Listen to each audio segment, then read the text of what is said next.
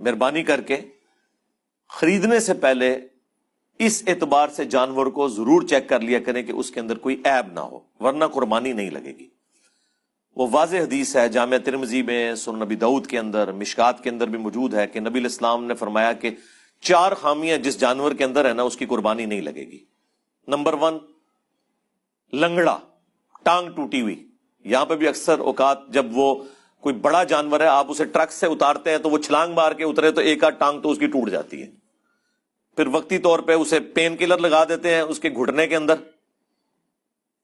اس لیے وہ فیل نہیں ہوتا۔ تو جب بھی آپ جانور لینے جائیں تو اسے چلا کے دیکھیں، تو پین کلر لگا بھی ہوگا نا تب بھی وہ ٹانگ کو صحیح طریقے سے یوز نہیں کر سکے گا، وہ آپ کو پتا چل جائے گا یہ لنگڑا ہے۔ نمبر 1 لنگڑا، نمبر 2 کانا جس کی آنکھ نکلی ہوئی ہو، نمبر 3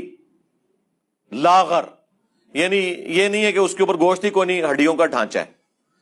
اور نمبر 4 جو بیمار جانور ہے، اس کی آپ قربانی نہیں دے سکتے۔ اسی طریقے سے ابو داؤد کے اندر، جامعہ ترمذی میں اور مشکات میں بھی حدیث موجود ہے، 2 اور چیزیں نبی علیہ السلام نے فرمائی کہ جس کا سینگ ٹوٹا ہوا ہے اس کی بھی قربانی نہیں ہوگی، اور جس کا کان کٹا ہوا ہے اس کی بھی قربانی نہیں ہوگی۔ یعنی فزیکلی اس کے اندر کوئی عیب نہیں ہونا چاہیے، جانور خوبصورت ہو، کوئی اس کے اندر اب یہ کوئی تھوڑا بہت سینگ ہلکا سا اوپر سے ٹوٹا ہوا ہے تو یہ کوئی اتنا ایشو نہیں ہے، یعنی ڈومیننٹ نہ ٹوٹا ہوا ہو کہ دیکھنے میں لگے کہ یار یہ ڈومیننٹ، یعنی بعض اوقات کان کے بالکل اینڈ کے اوپر کو تھوڑا سا کٹ لگ گیا ہوتا ہے یا کوئی اس طرح کا معاملہ ہوتا ہے، اس زمانے میں تو لوگ وہ کان کاٹ کے بتوں کے نام پہ چھوڑتے تھے نا، اس لیے نبی علیہ السلام نے منع کیا۔ آج کے زمانے میں ہم یہ دیکھیں گے اس اعتبار سے کہ کان واضح طور پر کٹا ہوا نہ ہو کہ اس کی خوبصورتی ختم ہو رہی ہو، تو پھر آپ اس جانور کی قربانی نہیں کریں گے۔ تھوڑا بہت کہیں پہ وہ تو ویسے ہی زخمی ہو جاتا ہے، جب کانٹوں والی جگہ پہ وہ پتے جا کے چننا شروع کر دیں تو وہ کان رگڑ کھاتے ہیں، بعض کا تھوڑے بہت زخمی ہو جاتے ہیں، وہ معاملہ بالکل الگ ہے۔ ڈومیننٹ نہیں ہونا چاہیے ایسا کوئی معاملہ، ڈومیننٹ ہوا تو پھر آپ کی قربانی نہیں لگے گی۔ یہ ساری احتیاطیں آپ نے کرنی ہیں جانور خریدتے وقت۔ اب آپ خرید کر لے آئے، بعد میں بیمار ہو گیا، یا اسے بچے گھمانے کے لیے لے کے جا رہے تھے اور وہ رسی چھڑا کے بھاگا، کہیں پہ ٹھک گیا، بعض اوقات وہ پل سے نیچے بھی گر پڑتے ہیں۔ اب پل سے نیچے گر پڑا تو ظاہر ہے کہ وہ تو پھر اتنا زیادہ زخمی ہوگا کہ اس کے بچنے کے چانسز نہیں ہیں، تو آپ پھر اسے قربان کر لیں عید سے پہلے ہی، آپ کی قربانی ہوگی، نیا جانور خریدنے کی ضرورت نہیں ہے۔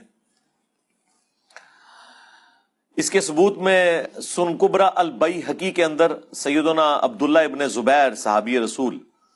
صلی اللہ علیہ وآلہ وسلم ورضی اللہ تعالیٰ عنہ کا قول موجود ہے۔ وہ ایک جگہ سے گزرے تو انہوں نے ایک اونٹنی دیکھی جو ایک آنکھ سے کانی تھی، تو رک گئے اور انہوں نے فرمایا کہ اگر تو یہ اونٹنی خریدنے سے پہلے کی کانی ہے پھر تو تمہاری قربانی نہیں لگے گی، نیا جانور خریدو، اور اگر یہ اس کے اندر عیب خریدنے کے بعد پیدا ہوا ہے تو پھر تمہاری قربانی درست ہے۔ یہ بالکل واضح عبداللہ ابن زبیر کی حدیث موقوفاً سنن کبریٰ البیہقی کے اندر، اس کو سپورٹو المصنف ابن ابی شیبہ میں، مصنف عبد الرزاق کے اندر امام زہری کا فتویٰ بھی موجود ہے، سیم اسی طرح کے الفاظ کے ساتھ کہ اگر عیب بعد میں پیدا ہوا ہے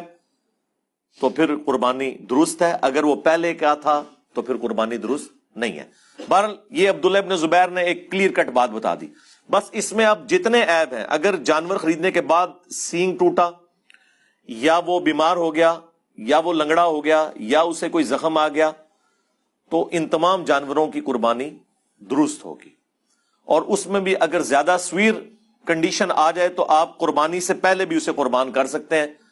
اور اس کا مصرف بھی گوشت کا وہی ہوگا جس طرح عام قربانی کا ہے۔ تو آپ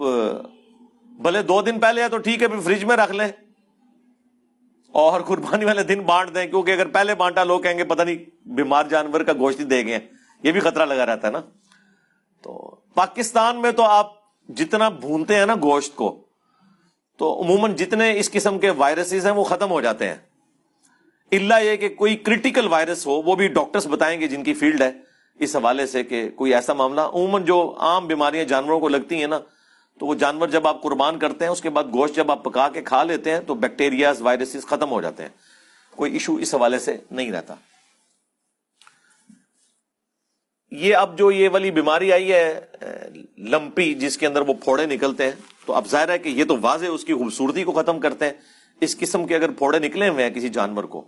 تو وہ آپ قربانی کے لیے نہ خریدیں۔ ہاں بعد میں اگر نکل آئے ہیں تو پھر قربانی تو اس کی درست ہوگی، اس میں قربانی کے اعتبار سے کوئی ایشو نہیں ہے، کوئی ٹینشن لینے کی ضرورت نہیں ہے، اور نہ کوئی جانور نیا لینے کی ضرورت ہے، کیونکہ اس سال تو میں نے کئی ہمارے جاننے والے ہیں جن کے بیل پہلے ہی ذبح ہو گئے ہیں، اسی طریقے سے بکرے ذبح ہو گئے ہیں مختلف قسم کی بیماریوں کی وجہ سے، اور وہ پھر ٹینشن میں ہے کہ نہیں جی اب ہم جانور نیا خریدیں ہیں نا۔ ایون یہ بھی ہو سکتا ہے کہ جانور آپ نے خریدا اور بھاگ گیا، تب بھی آپ کی قربانی ہوگی، آپ نے تو اللہ کی راہ میں دے دیا نا۔ وہ سورۃ الحج میں اللہ تعالیٰ کا واضح فتویٰ ہے کہ اللہ تعالیٰ کو تمہاری قربانیوں کا نہ گوشت پہنچتا ہے نہ خون پہنچتا ہے، بلکہ اللہ تعالیٰ تو دلوں کے تقوی کو دیکھتا ہے۔ یعنی یہ گوشت اور خون بھی نہیں اللہ کو چاہیے، لیکن اس دن خون بہانا یہ سنت ابراہیمی ہے، وہ آپ نے کرنا ہے۔ یہ نہیں ہو سکتا کہ آپ قربانی کے حصے کے پیسے کسی غریب کو دے دیں، نہیں، وہ آپ دیں الگ سے، اور اس کو آپ قربان کر کے غریب کو گوشت دیں، کیونکہ سنت ابراہیمی کو پورا کرنا ہے۔ یہ شعار اسلام ہے۔ آج کی ڈیٹ کے اندر ہم لوگ کیا مساجد کے اندر جب نماز پڑھنے جاتے ہیں، خصوصاً یورپ اور امریکہ میں، تو اذان کی آواز سے جاتے ہیں، گھڑی کو دیکھ کے جا رہے ہوتے ہیں۔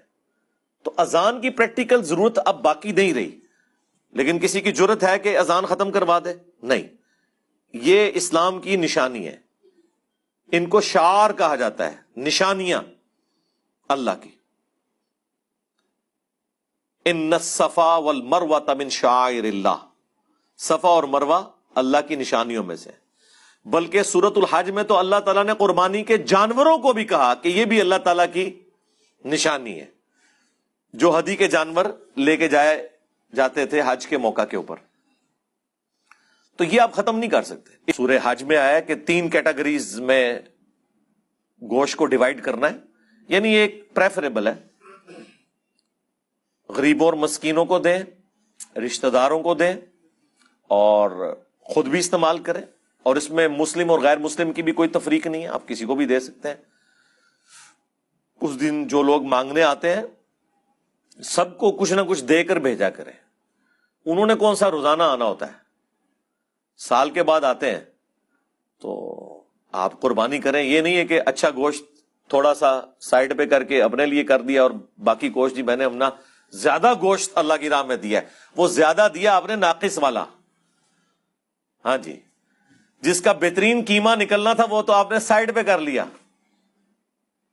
ران کا گوشت آپ نے سائڈ پہ کر لیا۔